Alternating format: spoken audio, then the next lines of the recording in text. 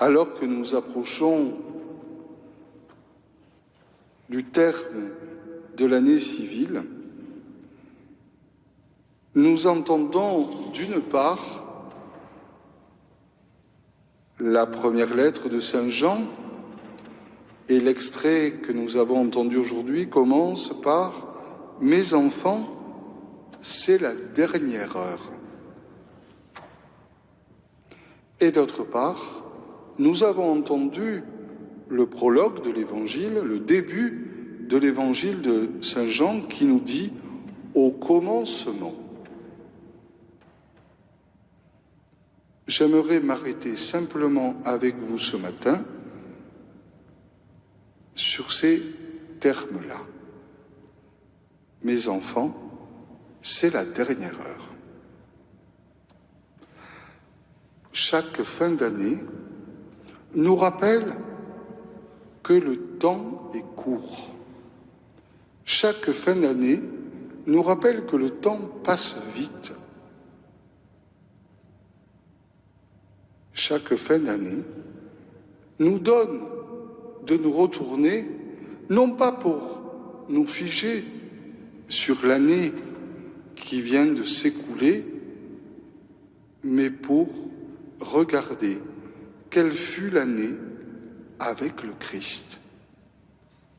Et bien sûr, nous pouvons être dans l'action de grâce, comme je le disais tout à l'heure, et nous pouvons aussi regarder quels ont été les lieux de combat spirituel, les lieux qui ont été pour nous des moments où il nous a fallu choisir à nouveau le Christ. Et nous l'avons choisi grâce à l'onction qui nous a été donnée, l'onction de l'Esprit Saint, l'onction qui nous fait connaître la vérité, cette onction que nous avons reçue de manière tout à fait particulière au baptême et à la confirmation. Oui, frères et sœurs, le temps est court et c'est toujours le moment de choisir le Christ et de lutter contre tout ce qui s'oppose au Christ, à l'extérieur ou à l'intérieur de nous, par la grâce de Dieu. Que cette fin d'année nous rappelle donc que le temps est court et que l'heure du choix, c'est toujours maintenant, aujourd'hui. Mais voilà que nous entendons aussi cette deuxième expression, au commencement. Le début d'une année nouvelle que nous allons vivre dans quelques heures ne doit pas nous faire penser simplement que le temps est un éternel recommencement. Voilà, nous recommençons une année, elle va avoir à nouveau son lot de joie, de peine, de difficultés, de surprises, d'imprévus, dur à vivre. Chaque début d'année nous rappelle à plus loin que tout cela. Elle nous rappelle à l'origine, au véritable commencement, où était le Verbe. Parce que l'homme ne trouve pas simplement dans le commencement du temps son origine, mais il trouve son origine en Dieu, dans l'amour de Dieu.